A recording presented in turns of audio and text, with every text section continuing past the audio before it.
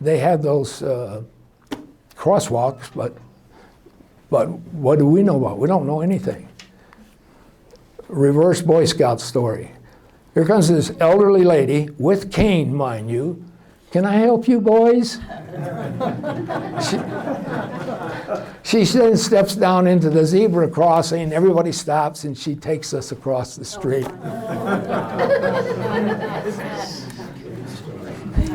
Another one of our the stories that was less humorous was that the maintenance guy shorted out to Claxton. And when Claxton went off, we responded out to the airplane, crank up the engines. We didn't hear anything from the command post. They're supposed to give us a classified message, encrypted, to tell us what to do. Nothing. And we challenged them. They didn't know what was going on. So 2 of the airplanes taxied. Both of their aircraft commanders had B-17 pilots in World War II. So they were used to all this stuff. They taxied, which was totally against procedures. Finally, the command post got their act together and gave us a secure message that told us that it was a false klaxon. But these 2 guys were ready to take off. They were just moments from taking off. And I'm sure that would have created one great international issue. So what, I didn't need that chart. So what did I fly? Well, I flew B-47s first.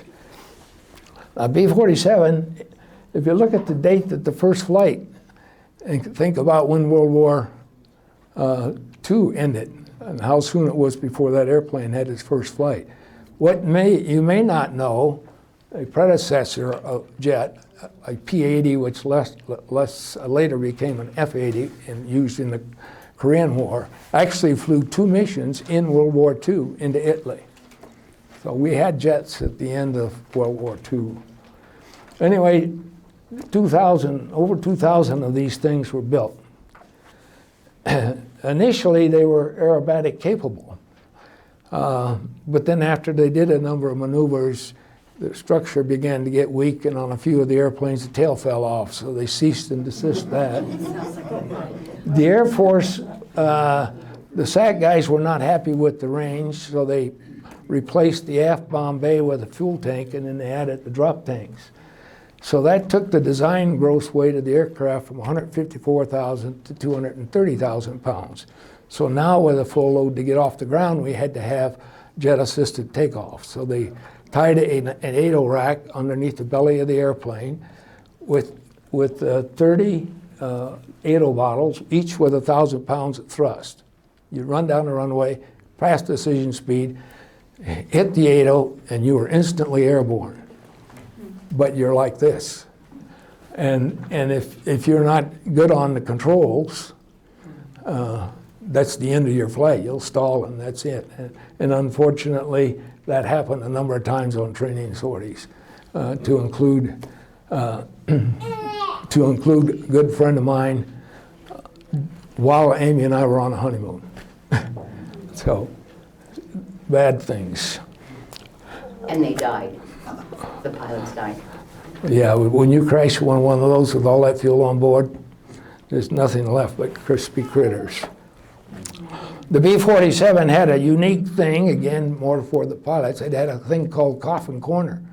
It was an altitude to which the structural limit of the aircraft and the stall speed were exactly the same.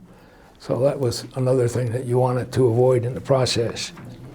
We flew our low-level missions at 425 knots indicated, between 500 feet and 1,500 feet above the ground. Of course, we flew training missions all over the country. Many of you may have seen, heard, whatever. And the launch went on alert. The launch window, you wanted all the alert force off within 15 minutes, which was a bit of a challenge for a base like Lincoln when they had 60 bombers and 20 tankers on alert, and you're taking off 15 seconds apart. It was a challenge to get many off the ground. Another little interesting factor was, give a thought as to who the last folks to fly B-47s were. Anybody have a good, other than John Petticolas cannot answer? It was the Navy had the last B-47s, and they used them for regular reconnaissance. And they actually had them at Da Nang during the Vietnam War. So this is a little look inside the airplane. It had a bubble canopy, at least that made any fighter pilots happy. By the way, my front seater was an F-100 pilot who'd also got, so we got on fabulously.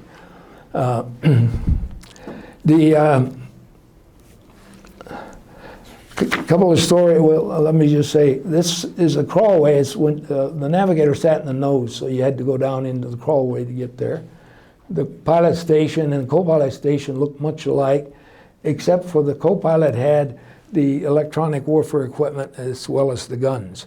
They referred to the co-pilot as a triple threat. I think that was an ego-building thing, because we ran the defensive systems, and we also shot celestial navigation. For those of you young guys, celestial navigation is things you used before we had GPS. But that meant the co-pilot had to memorize the location and position of stars, and also had to know by sound what each of the Soviet radars, whether it was a fighter or a ground radar, whether it was tracking radar, search radar, height finder, and you had to then hit the appropriate ECM gear depending upon what it was that you heard. And if worse came to worse, you could turn around and use the 220mm cannons that were on the tail. Hey, Lew. Yes, So the co-pilot, did he sit behind the pilot? sat behind him. Yeah. Yeah, And did he face backwards so he could shoot the gun? only when he wanted to shoot the guns. Well, you know. You turn around and shoot the guns. Yeah. Thanks for the question. By the way, when you landed the airplane from the back seat, you could not see the runway. So you'd have to look at what was off to the side somewhere, because you could not see over the runway. Now, a couple of war stories about this thing. One was the one that Mike alluded to. So the initial weapon they had when I went on first alert, it was a Mark 39, 3.8 megaton. The target was Moscow. And it filled the entire Bombay.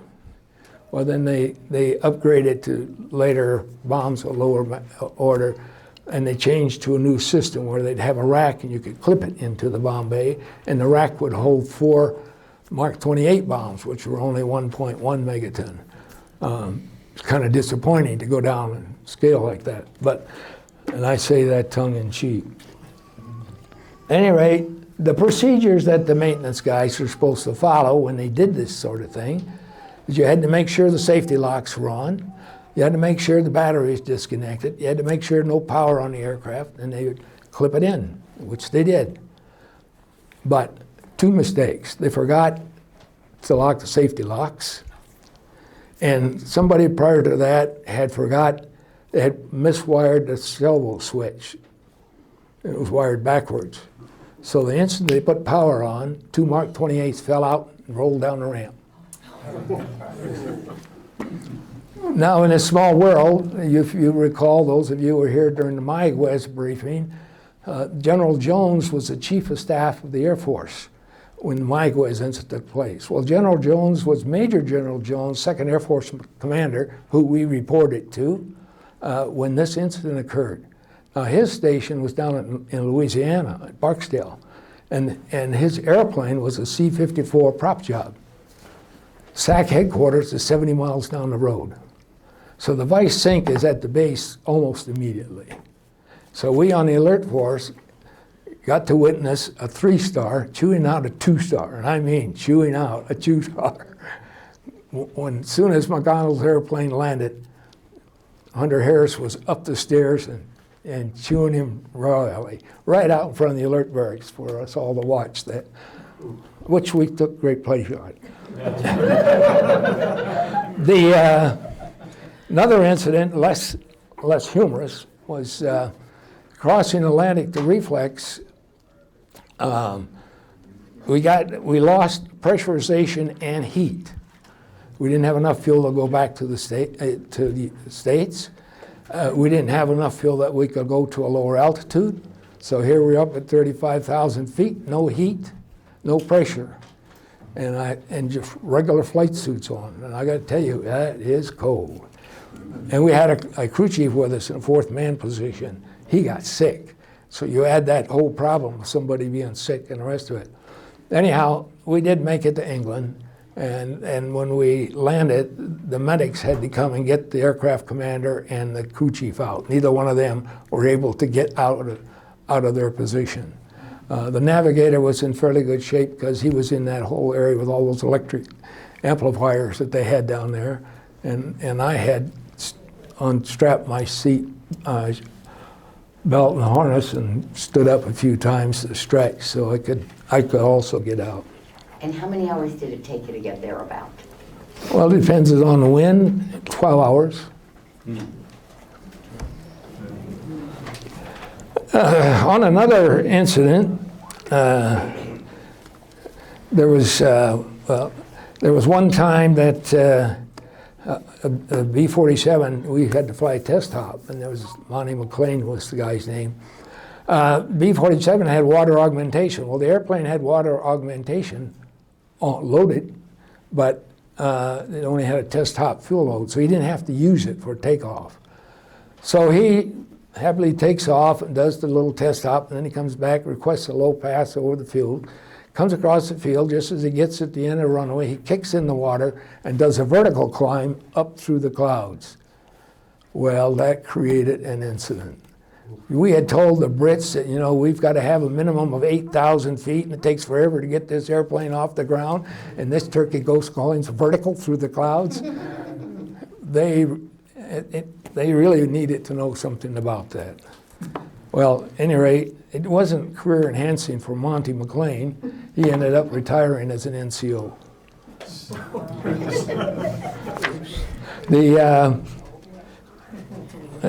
The last one of my B-47 stories, I think. Same thing with wind. Now we want to come home. Now, for 70 knot headwind, you do not want to take off because you might not, if your tankers don't get off, you might not be able to make the alternate air base. So anyhow, we got off the ground and get to altitude, and it's above 70 knots. And the next thing we hear is our tankers can't get off the ground because Goose Bay is socked in, so we're no refueling. But Goose Bay is also our alternate, so we can't go there either. Loring's the next alternate, we can't go there. So we ended up landing at Pease in New Hampshire. The number 2 man in the cell flamed out, taxiing in. Because you never knew how much, with the flex wing of the B-47 and the B-52, and I'll tell you another story later, you never knew how much usable fuel you had left, regardless of what the gauges said.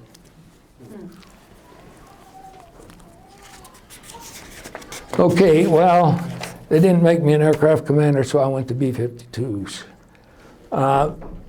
744 built. You can see all the different models they have. And the H model we'll talk a little bit more about. So at one point in time, with all these B-52s and B-47s, I didn't mention the fact that we had, during that time, we also had B-111s, B-58s, B-45s, B-36s. So now we have 141 bombers. And the plan is to retire the B-1 and the B-2, keep the B-52, and just the day I saw over the internet, they're going to designate that the J model. The upgraded B-52 will have all new engines, Rolls-Royce engines, contract's been awarded. They'll have a new nav system. They'll have a new radar, the same radar that's in the Navy's F-18. So it's, and a whole new cockpit. So it'll be kind of like a new airplane. The How old is the plane? How old will the plane be when they retire it? well, it depends on when they retired. They were built in 1962, so they're going to be somewhere between 85 and 100 years. Okay. The B-52 flew its low-level route, usually the same tactics, at 380 knots. I digress a little bit. We built the B-70, high-altitude supersonic bomber. We built 2 of them. The Soviet Union, with their form of government and how they operated, they built hundreds of MiG-25s to counter the B-70, which we canceled. But once they started their work, they can't cancel. They just keep building them. And all of those airplanes had a radar system that only looked up. That's why we were flying down at low altitude. So it took years for them to finally get a look down, shoot down radar on the Soviet aircraft.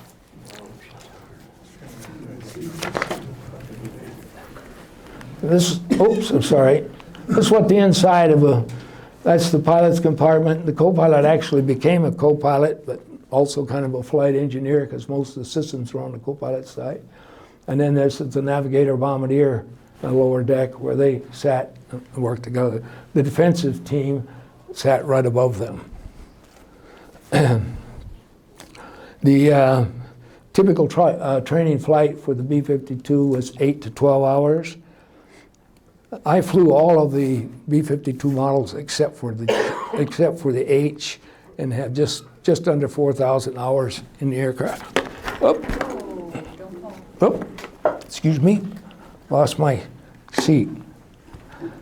Ah. Well, all right.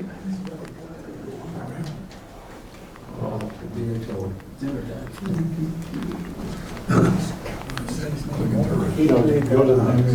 Visualize the times it.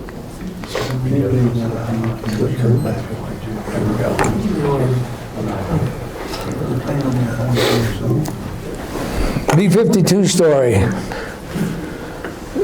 So you got your check ride, your annual check rides at night, because you had to get a heavyweight takeoff. I mean a heavyweight refueling. Heavyweight refueling aircraft weight plus at least 15 minutes of contact time. So here we are, we leap off the ground in the middle of the night, typical SAC takeoff, midnight, and just as we broke ground, we lost all electrical power. Well, I went and did the bold print items as I understood them, had the power back on within seconds. So we flew the rest of the mission uneventful. Got back, the evaluator said I flunked. I said, how in the world did I flunk?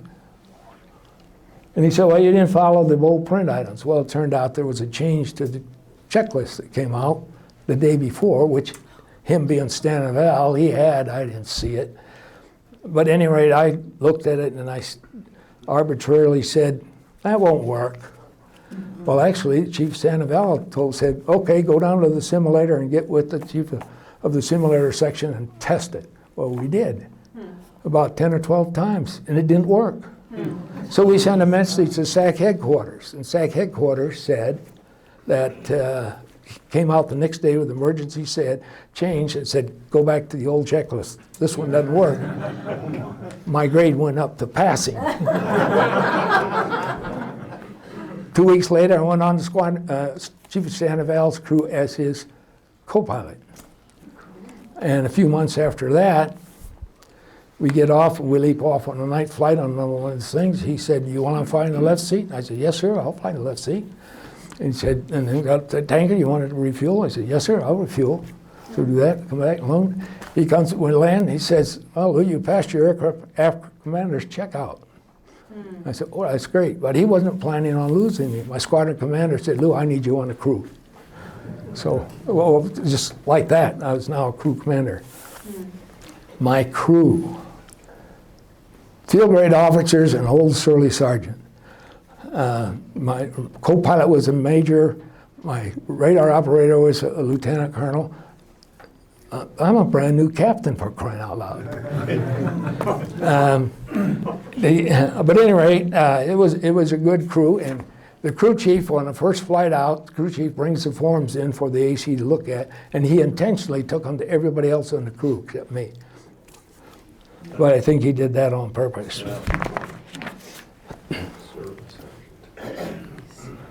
Okay, this is what the standard alert area, the Christmas tree at the end of the dominant runway. And the alert pad would be somewhere on either side. This would allow us to get this timing that we had. The B-52s, one per parking spot. B-47s typically had two per parking spot. And another couple of stories about the B-52. If you're bored with my stories, I can. By the way, being an old guy, I can tell stories forever. Anyway, we have an operational readiness inspection, and everything is going smoothly. You go down the low-level route over in Arkansas, thunderstorms like you can't believe, squall line around. We're able to get across the target. Coming off the target, we have to dodge thunderstorms, severe to moderate turbulence, raining like you can't believe, and bouncing all of a sudden the cockpit lights up like it's daytime. I look out in the left wing, and number one pod's on fire. So I said to the co-pilot, shut down number one engine. He freezes. Now I have the Inspector General sitting in the seat between the co-pilot and I. At any rate, so I shut it down. The co-pilot then comes back to life. We finished the checklist, uneventful. The IG guy says, I should write the co-pilot up, but I know how things work around here. If I write the co-pilot up, all of you are going to be punished. He said, so I'm not going to write him up. I'll let you take care of the co-pilot. So if ever you get an Inspector General, remember out there somewhere is an IG with compassion.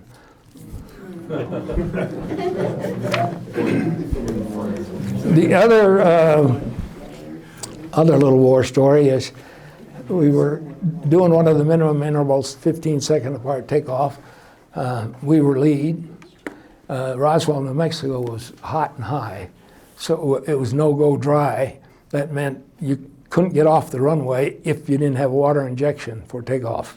At any rate, so we get down to decision speed, and all of a sudden it seems like everything shut down. The water quit. And we were slowing down. And my navigator hits his button and says, it's awfully quiet in here. These things are etched in your mind. And I apologize if I say anything to offend anybody. The gunner says, have you seen the buff come up your ass?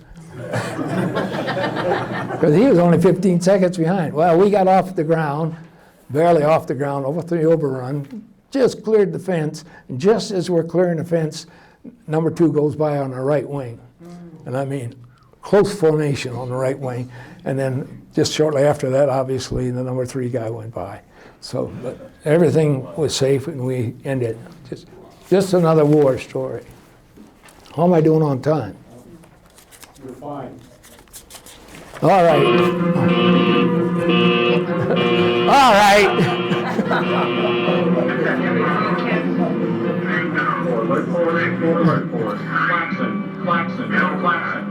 I didn't know this was in there.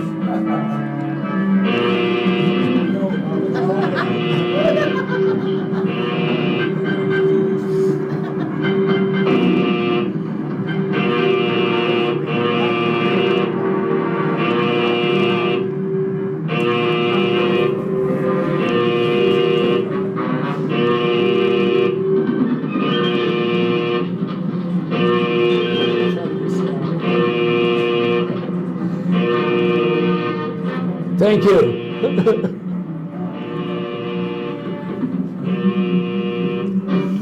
This is a B-52 scrambler. To which Mike did not tell me when he was going to turn it on.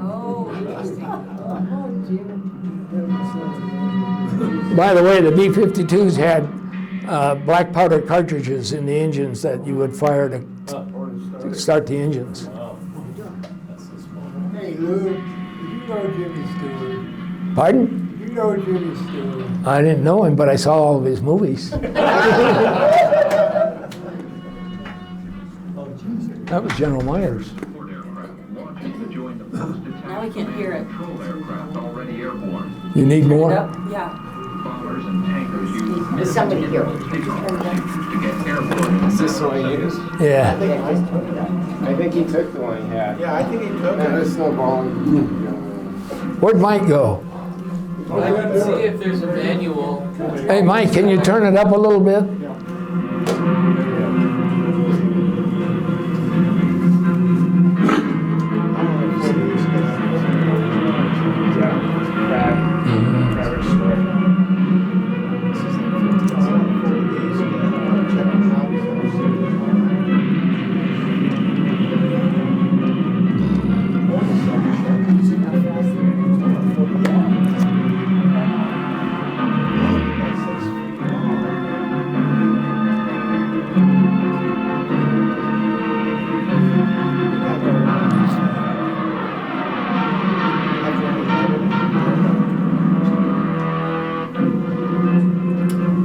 That's an FB-111.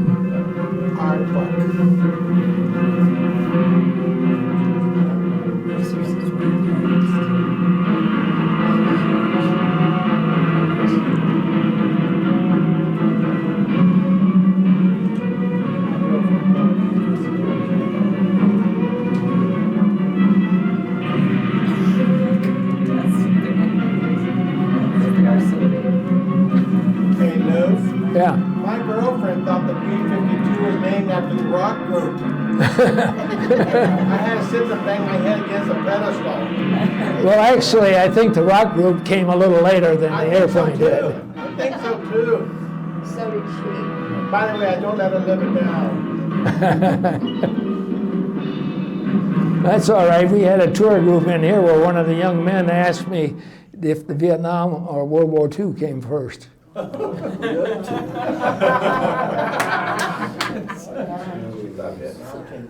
Hey, Lou, Yeah. how long from the time that the scramble sound went off, the alarm went off, to the time that people were in the air? Well, everybody on alert was supposed to be off within 15 minutes. Within 15 minutes? Yeah. But the first ones went off sooner than that. Yeah. In a scramble like that, is that a squadron of B-52s coming off? How many aircrafts are? Well, 50% typically would be on alert unless, and I'll talk about that a little bit later, Okay. actually on the next chart that I have when I get to see them.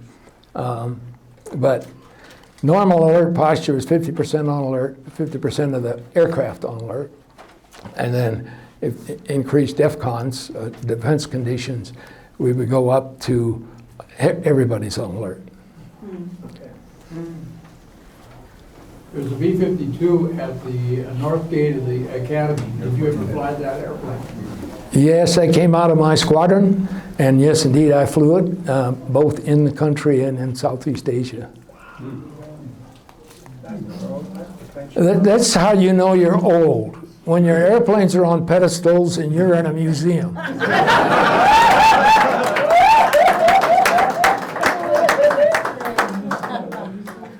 Anyhow, we also flew airborne alert, and despite the Navy's claim to fame, there are those who think that having 24 B-52s fully loaded, flying these various orbits, had an impact during the Cuban crisis.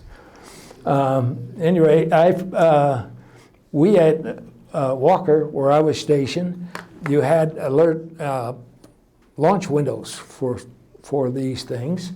And we were 15 minutes out of our launch window when the horn went off for the Cuban crises. So the only way to get 2 airborne is you launch the first 2 sorties off of ground alert. The people of Roswell were very used to our mission. They were used to us having alert exercises. They were used to what we called the elephant walk, as you did taxi and then taxi back in. But nobody ever took off. Well, this day, 2 people took off. The city of Roswell panicked. And a lot of people left the city as a result of that. And a lot of other people were busily gathering their children from school and doing all the kinds of things. But nonetheless, the airborne alert sorties I flew was this northern route, which basically went around the continent. They were 24 to 26 hour sorties. We flew in 2 ship formations, and we had 2 major refuelings, about 20,000 gallons each. That's one of the reasons why the Air Force uses its booms for fuel transfer rather than drogues, because you can't transfer fuel fast enough with a drogue to We were transferring fuel at the rate of about 6,000 and some pounds a minute, and you had to hang on in for 30 minutes to get to 20,000 gallons. We had, and I flew 5 of those sorties during the Cuban crisis month. The way I was taking care of, I would come home. Amy would have a hot tub and a cold Coors. I go into the tub, drink the Coors, and go to sleep. And then just basically, as soon as I woke up, I went back on ground alert. And we had the northern route, the southern route that went into the Mediterranean. We had a western route that went out to Guam.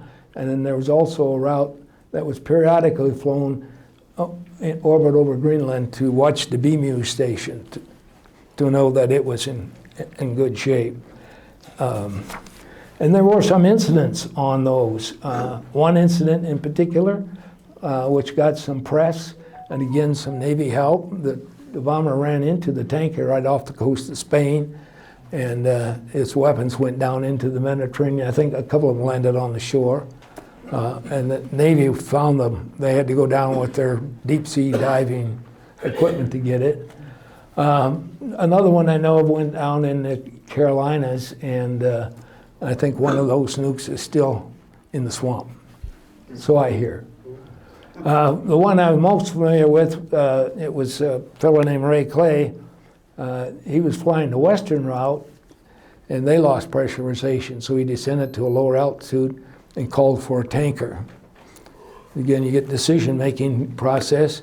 So the wing commander, he was flying out of Mather. The wing commander at the Beale said, I've got a tanker down at the end of the runway, you can fly out and meet him. And the wing commander at Mather, where Ray had flown out, had said, mind your own business. And they did not send a tanker out. So they had a tanker up over California, over Plumas National Forest. Ray's airplane flamed out a half a mile behind the tanker. The crew got out, but the weapons went down into the Plumas National Forest and were recovered. So all didn't always go well with those operations. By the way, if you have any other questions, just ask them, if you will. I'm going to shift gears now and become conventional. Oops, chart out of order. Mike, I'm missing a couple charts. Well, this is what you gave me to load the other day. Sent you an updated, well, whatever it is. That's all right. Don't turn that back on.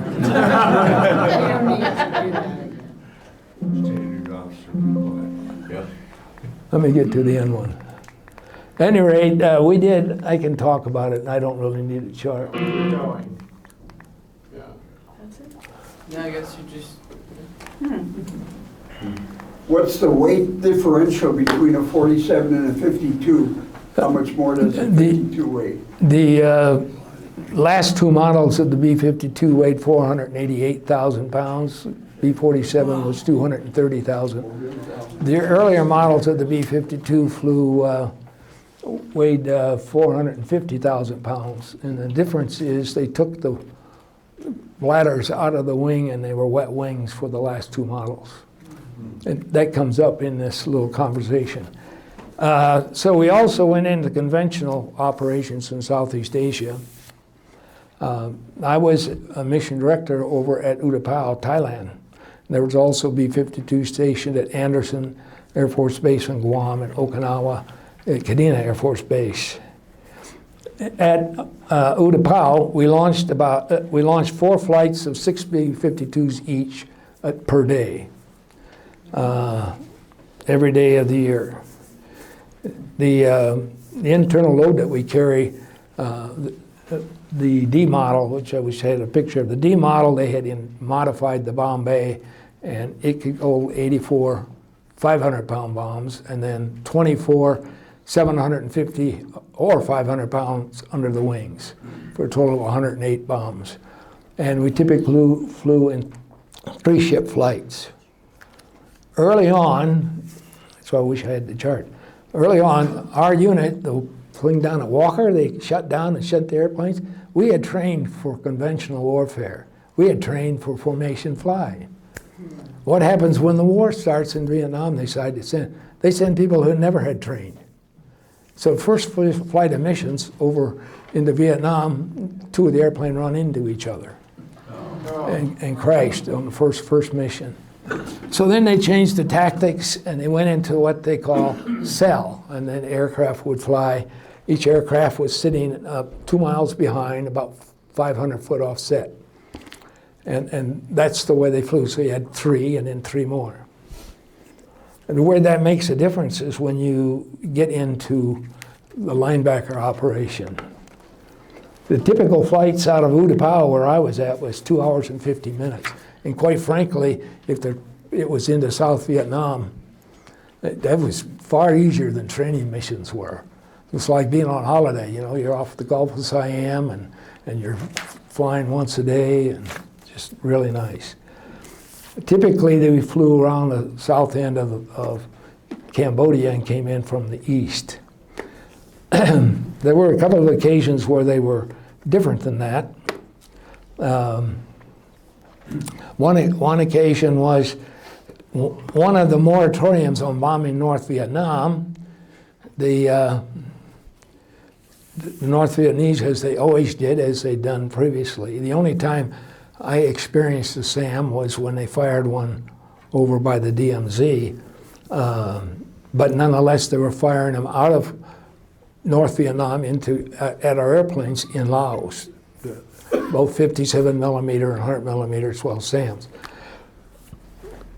So we had this mission where we flew in the dark of night, and we went into North Vietnam with a formation like that and bombed those sites, which got them to withdraw, some of them that survived. And to my knowledge, to this day, nobody knows about that mission. It's never hit the press, no issues.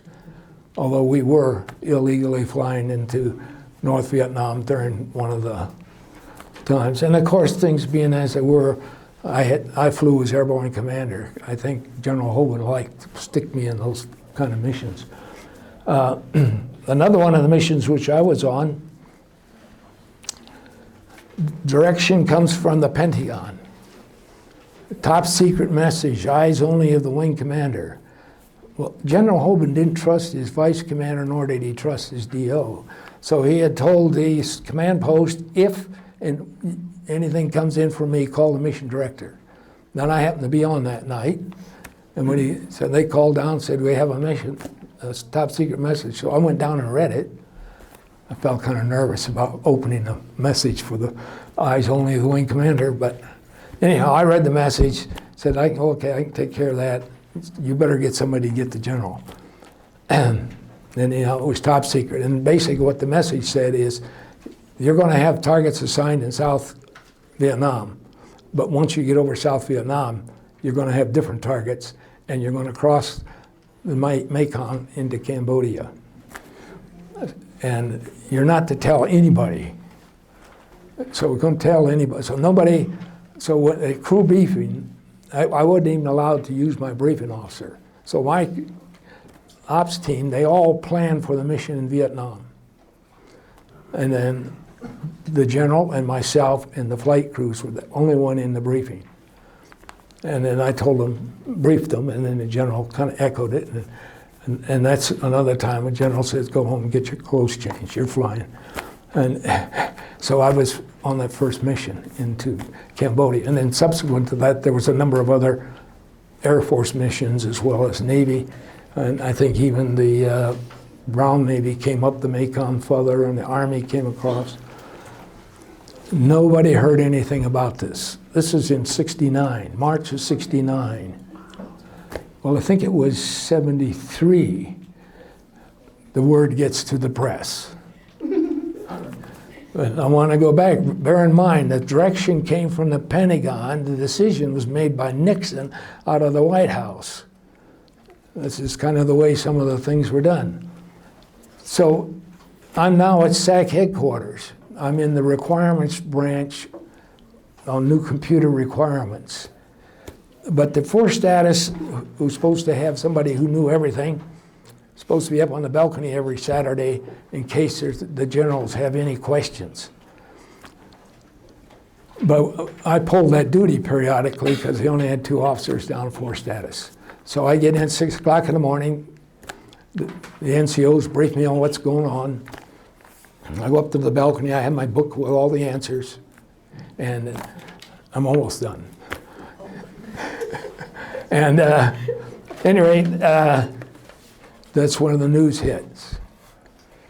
And so General Sitton asked, okay, well, what's all this behind here? And Colonel Shaw, who was my boss, said, oh, I just happen to have somebody up here who knows experience. So I briefed him. We then briefed General Sitton. General Sitton went to TAC headquarters and got a briefing from them. And then on the Monday morning, the Joint Committee of the House and Senate, he briefed them. So no issues came out. I was a major at the time. Sitton was a major general. He retired as a 3-star.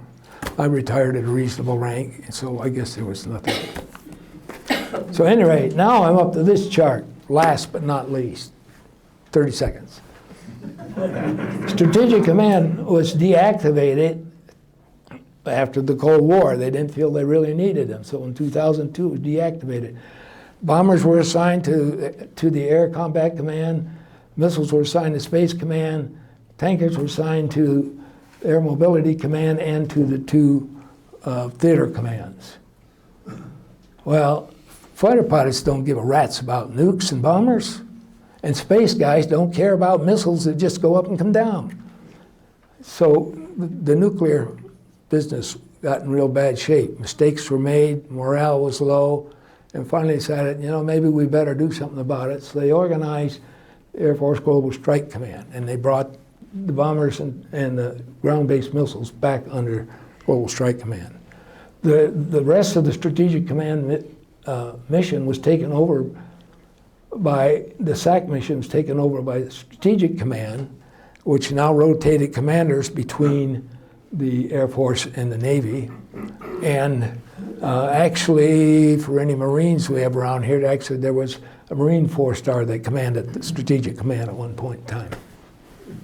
So that's where we are. Questions? People who have to leave? Yes, sir. I think I heard you say on that one chart that they're going to retire the B1 and B2. That's correct. Do you have any, what their thought process is, why they retire the newer aircraft and keep a 60 or 80-year-old aircraft? Well, the wing structure on the B-52, it's structurally very good, okay. and they rebuild the wings periodically. It's the issue how much you can carry. And the strategy of all the services, Navy as well as the Air Force, is that weapons become a big player. And the B-52 can carry lots of weapons. So it would remain in fairly protected area. And then of course they're looking to bring on 100 B-21s, and those are the ones that will go into hostile areas. Is that the follow-up from the B-2s, the B-21s? Well, yes, it looks kind of like the B-2, but it is kind of like it. It's that same flying wing thing. Yes, ma'am. It's, the new one is called Air Force Global. Yeah. So, does that mean that we have some allegiance to anything other than our U.S. Constitution? Pardon?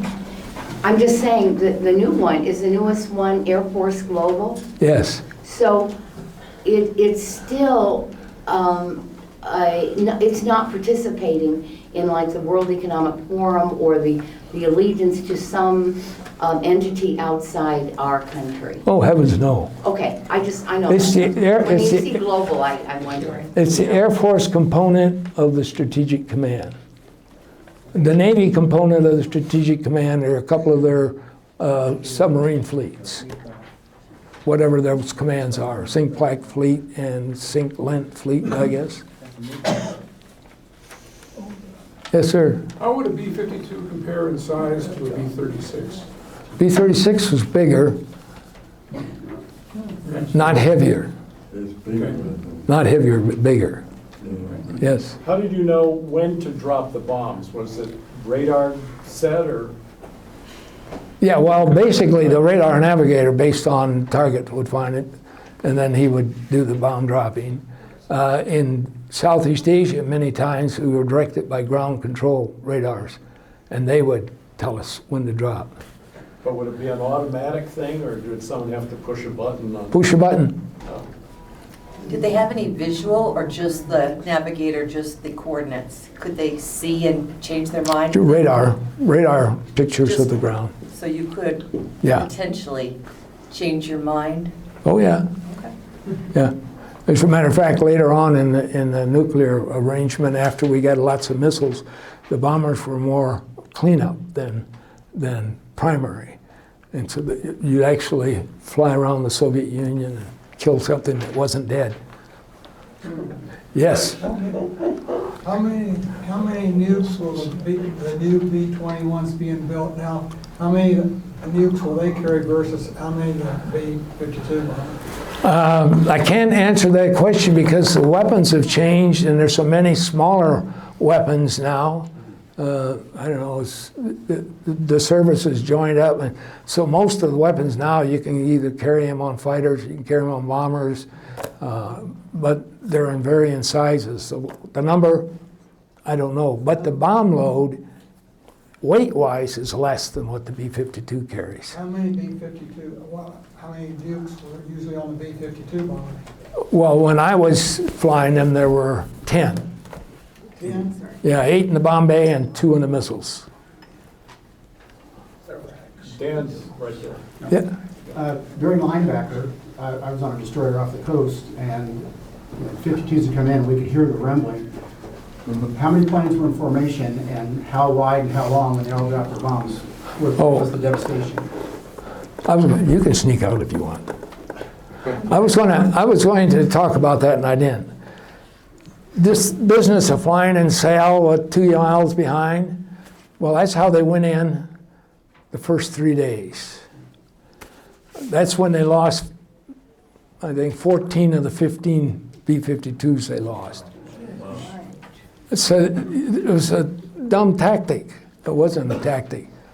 The SINCSAC got a little upset about that, so he wanted to talk to the people doing the tactics planning in his headquarters.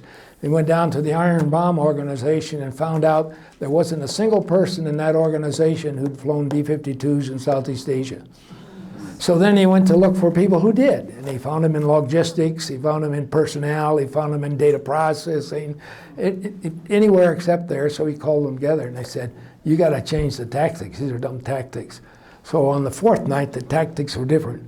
Varying altitudes, every direction, and they absolutely smothered the North Korean, Vietnamese capability of seeing them. A friend of mine, Bob Hanna, was the number 3 in the cell. They came in cell 3, and that's when the last one was shot down. He spent a good time as a POW because they get. Yeah, well, that was number 3 guy was bad place to be. And the other thing I wanted to mention, we had the D models, the old one, they had the newer Gs that flew also. Technology, right? Gs had the wet wings. Well, you hit the wet wing underneath, and the fuel will help you break the wing off. So if somebody got hit in the wing with a G model, they were pretty much done. John Dalton, who later became my ops officer, was flying the D models. He took 2 SAM hits. He then proceeded to fly into Ubon or Udorn, I forget which one, get some more fuel, fly into Utapao. When he got to Utapao, and the Boeing engineers looked at the airplane and said it's not flyable. But he had flown it back. But that was a D model which could take hits in the wing, but because of the fuel bladders, it just emptied that bladder out. And by the way, if you ever go to Duxford over in the UK, and to see that big museum, Mr. Arclight is my ops officer, John Dalton, and they've got a D model airplane, and they've got his uniform, flight suit, helmet, boots, and all that stuff, on a very good looking mannequin. Better mannequins, I might add, than we have. Yeah.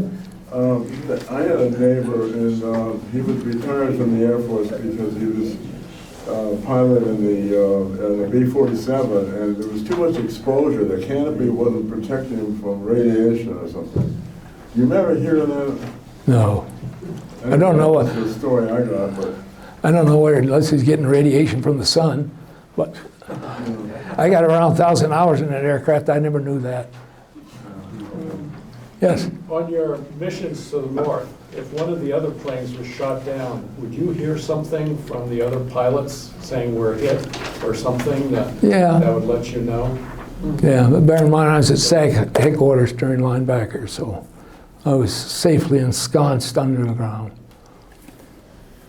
I can't imagine what the other crew would be thinking. If you Yeah, there were a number of the crew members that were taken prisoners, and there were a few of them that were killed. You flew over Vietnam and the area between what years? 68 and 69. If you got a moment for another story, Khe Sanh, the Marines were tied up in Khe Sanh. We were forbidden from bombing closer than 5,000 feet. They didn't want to risk us hitting the Marines. So the Vietnamese would move inside of the 5,000-foot line. Sometimes we act like the enemy is dumb. The enemy is not dumb. They'd move inside the 5,000-foot line, so they were not there where we were dropping bombs. Well, you talked about how we bombed. So one day, one of the radar operators put his offset in wrong, and they bombed 2,500 feet inside the line. That did a lot of damage to all those lads that were hiding in there. Yes. That it? Well, that's it. Great. Thank you all for coming.